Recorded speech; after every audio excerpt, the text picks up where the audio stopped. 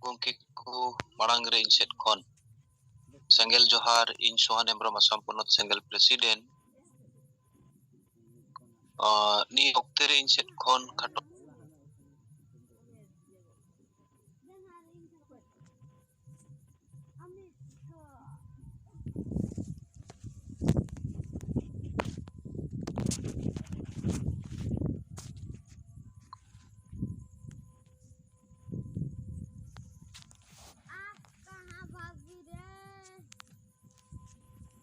मानावेना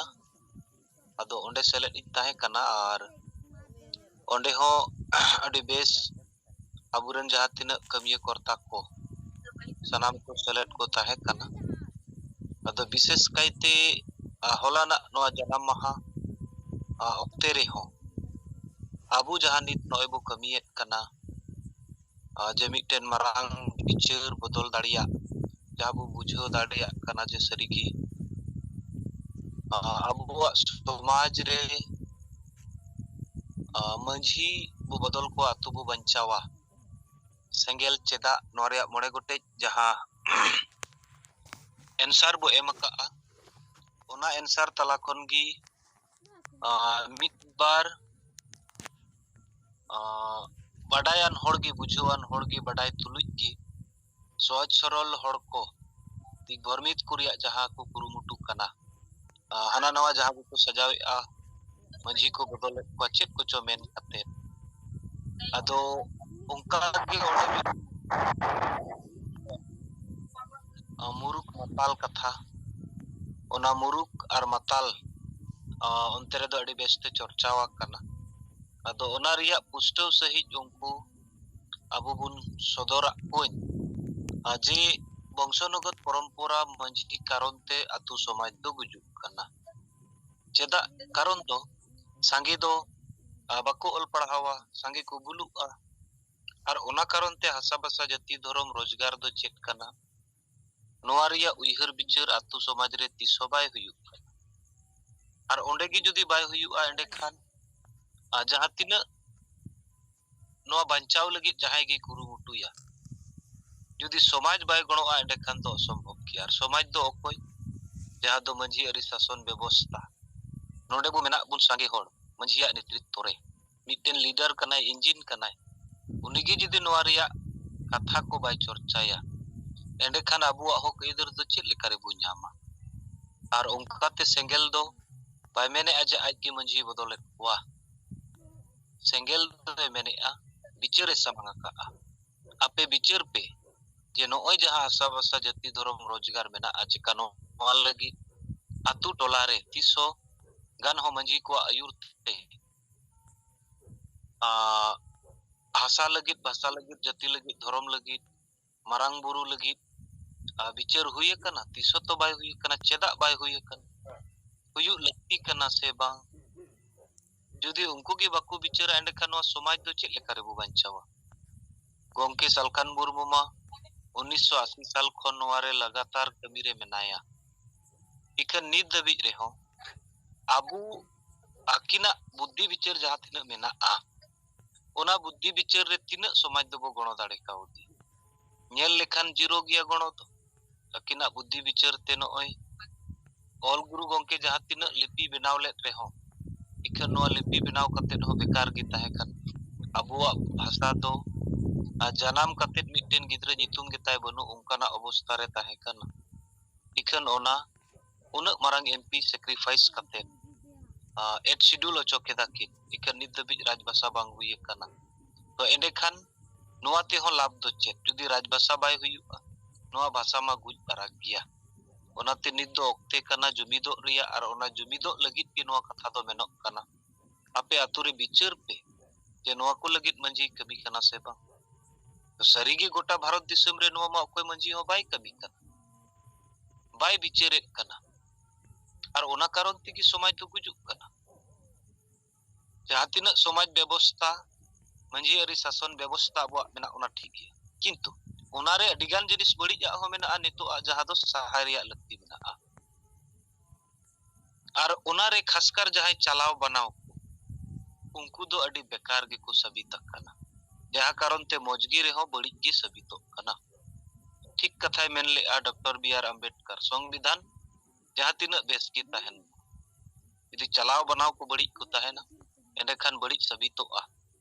are संविधान बड़ी तहन रहो जदि चलाव बनाव को बेस को तहना एंडे खान बेसोगो आदिवासी समाज लगी तो ओना गे हुयुग कना नित तो शासन व्यवस्था जहाँ मेना ओना दो शासन व्यवस्था रे को बदलेत कना नुकु चलाव बनाव को एंडे खान उनको जदि दोषीदार बांग कना को तबे अकोय कना को ऑप्शन मासे बो लई तो प्रतीक होड़ नवारेन दोषीदार कना बो ओना तिगी सेंगेल दोय मेनेआ